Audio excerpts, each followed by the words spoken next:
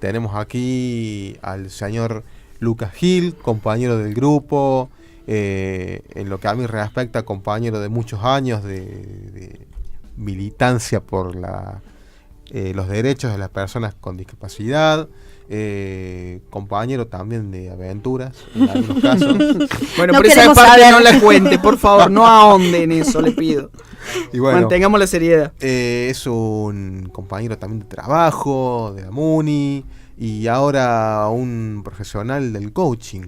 Así que, bueno, bienvenido, Lucas. Gracias, profesional. Me suena muy... Es la primera vez que lo escucho, la verdad me caso.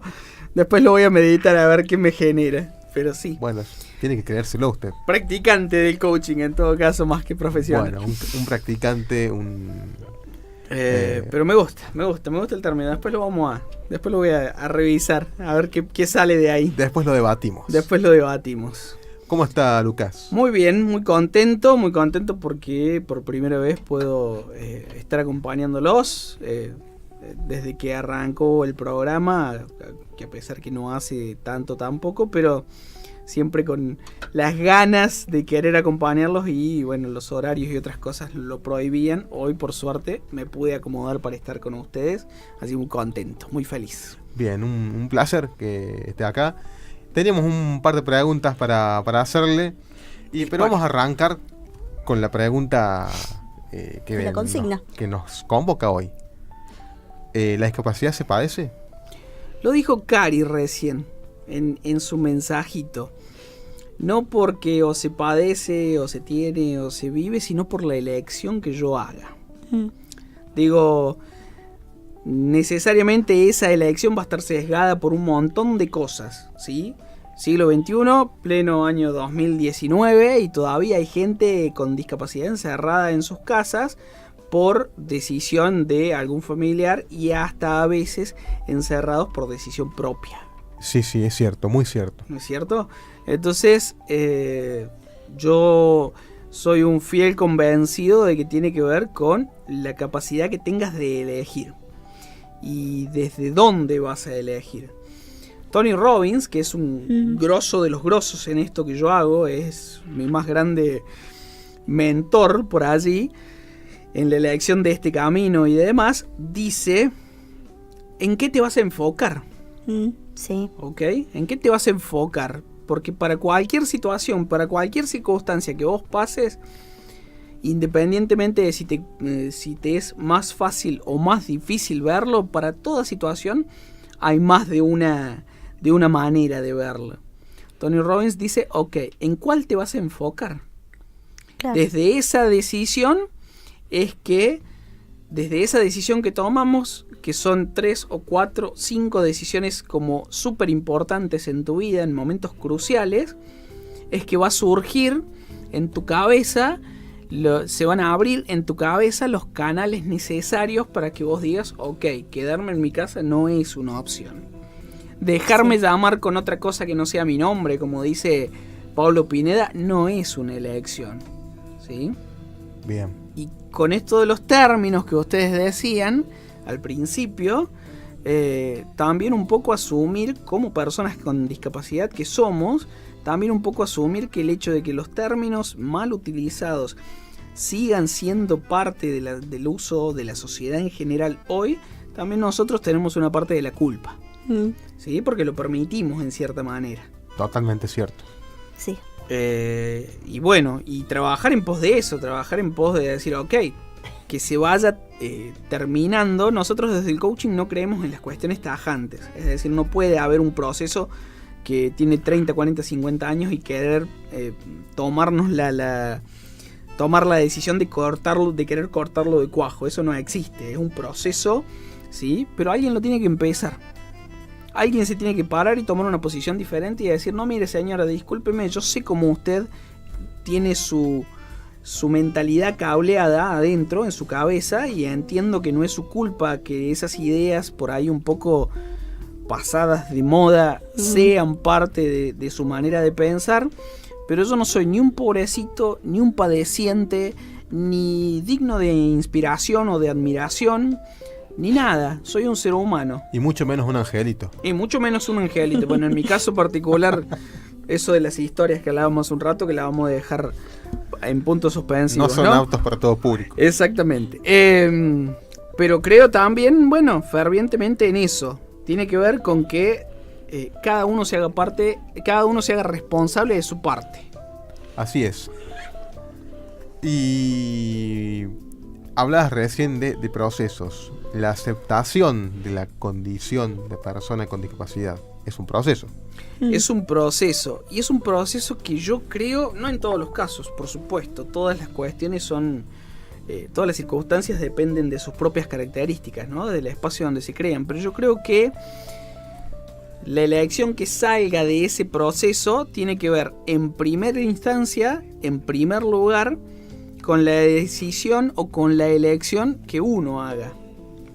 El puntapié inicial de cualquier proceso sano para aceptar que soy esto, o por lo menos esto es una parte de mi vida, tiene que salir de uno. Si no me pongo frente a la realidad de que, porque, a ver, yo tengo, estoy en condición de discapacidad desde mi nacimiento. Yo nunca caminé, excepto en la fisioterapeuta que me hacía sufrir. Y me hacía caminar con esos aparatos de hace, que parecían máquinas de tortura de la Inquisición española. Pero yo nací con una condición, nací con una discapacidad.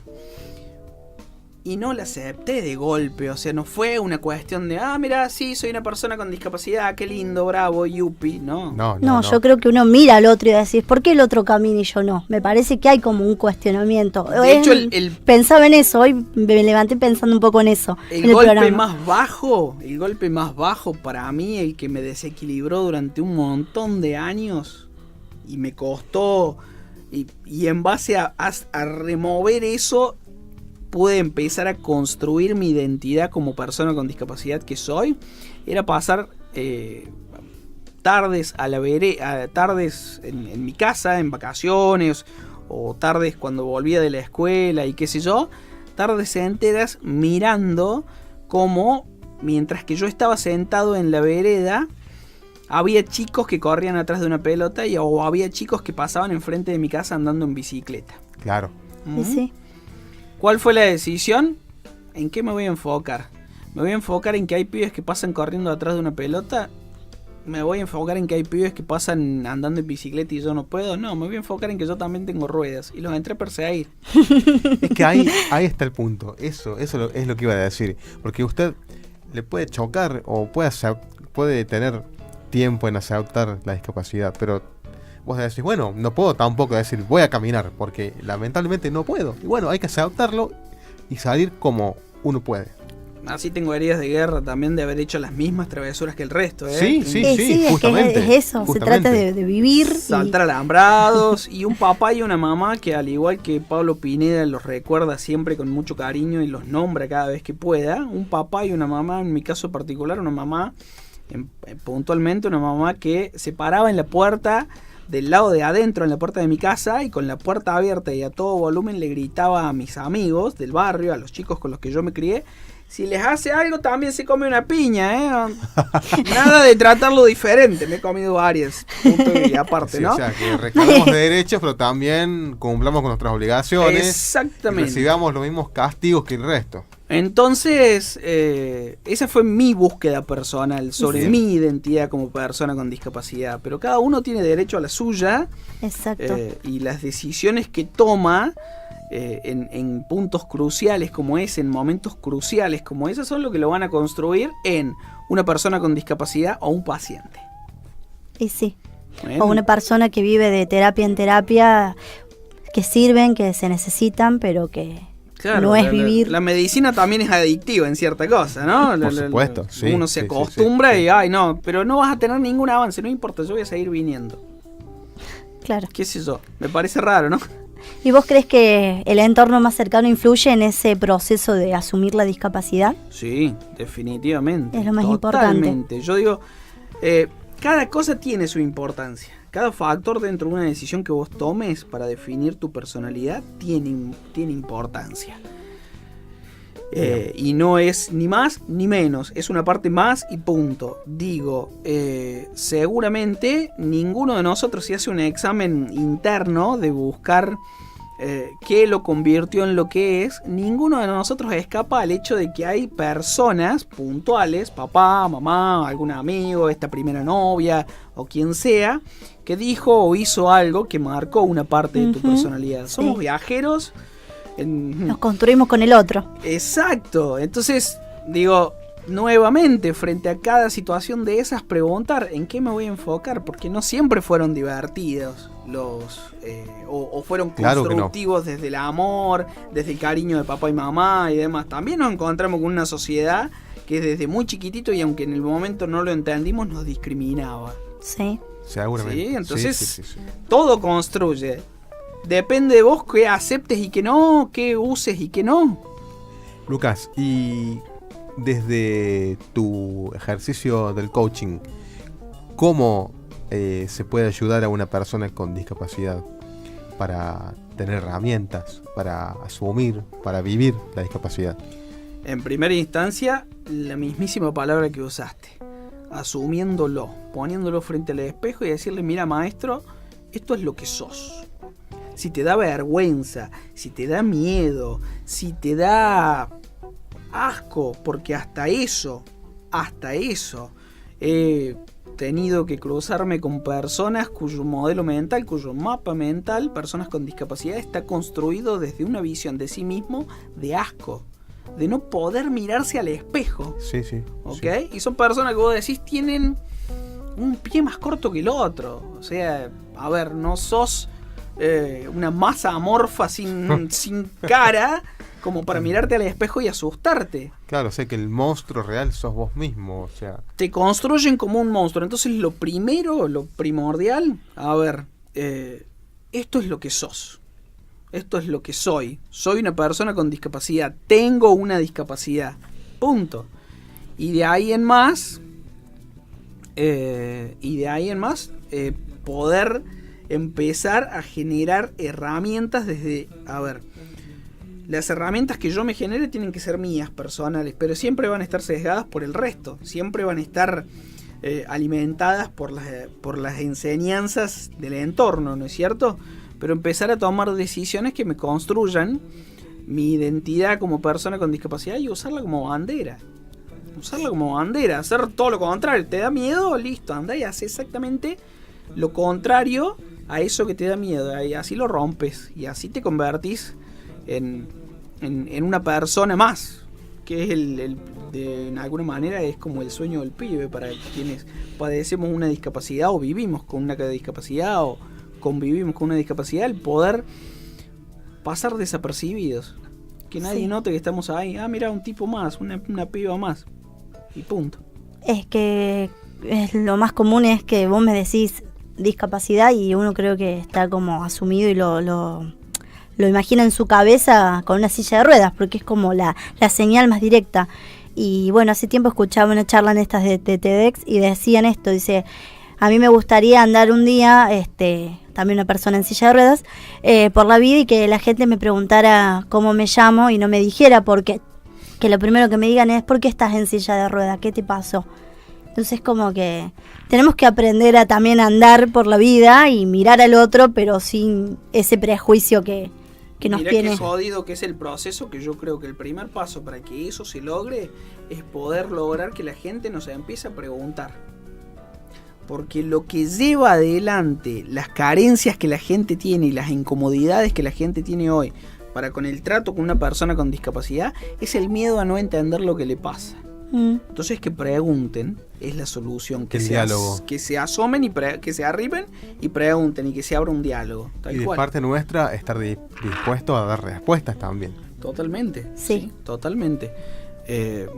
Pero bueno, por eso digo que cada uno tiene que asumir su rol, ¿no es cierto? Que nosotros también como personas con discapacidad tenemos que asumir que en muchos casos, por diferentes cuestiones del momento o de lo que sea, o del estado de ánimo o del estado mental en general, tomamos decisiones que lo que hacen es seguir afectando a la idea, ¿cierto? Decidimos no explicar, decidimos no hablar, decidimos no levantar la voz para explicarle a la gente y empezamos de vuelta a generar esa ruedita de miedo, de asco y de un montón de cosas, ¿no?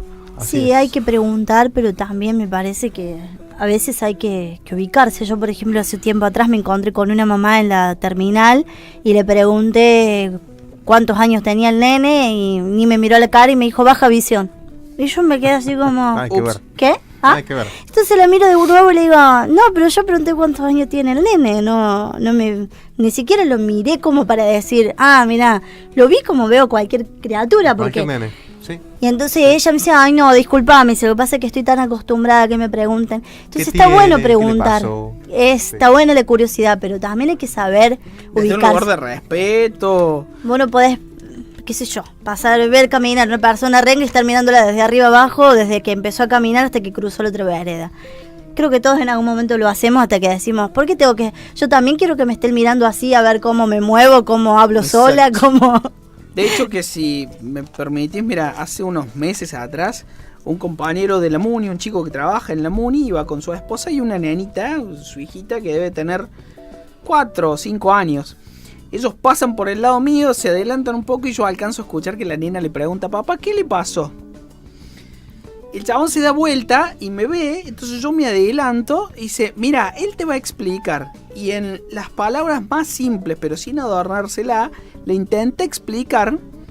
Y creo yo fue el puntapié para que esa nena empiece a desarrollar una mentalidad diferente para con el trato. Porque la cuestión es esa, intentar... Estamos luchando con el tema de la normalización. Ya ni se trata ni siquiera de inclusión. Hoy tenemos que trabajar para que la gente nos empiece a mirar nada más y nada menos que como lo que somos, que seres humanos. Exacto. Y que los prejuicios basados en el miedo, pensando que podemos ser algo más, no sé, un X-Men o qué, un alien o qué, pero que se corra eso un poco y que empecemos a ver a Lucas, a Luis, a Mayra, a Cari, a Norma, ¿me entendés? Y dejar de ver lo otro, pero sin obviarlo, porque también es una parte nuestra. Sí, Exacto, sí, sí. Así sí. es. ¿Cierto? Sí. Hay un jueguito eso de si viene un tipo y te dice que en una cirugía de 3 horas volvés a caminar, ¿le decís que sí o le decís que no? ¿Y qué le digo? ¿Qué le digo si esto es parte de mi identidad hoy, después de 36 años? ¿Le digo que sí o le digo que no? ¿Me robo a mí mismo la posibilidad de seguir identificándome con algo que es una parte importante de mi vida o no? Así que es un tema, pero hay que mantener eso que le decía y usted me retó recién al aire, don Luis Emanuel, que es mantener vivo el proceso de pensamiento, seguir charlándolo, seguir discutiéndolo es lo que va a seguir generando respuestas. Así es, Lucas. Bueno, usted también es un hombre de radio, sabe que los tiempos se van volando Sí, en señor. el micrófono, así que bueno, tenemos que poner fin a este cuarto programa de Sí. Campanas de Madera. Somos el grupo Diversidad y Compromiso. Chau, Mayra. Bueno, nos despedimos, muchas gracias y seguimos sonando por la inclusión. Hasta el próximo miércoles. Chau, chau. Gracias. Adiós.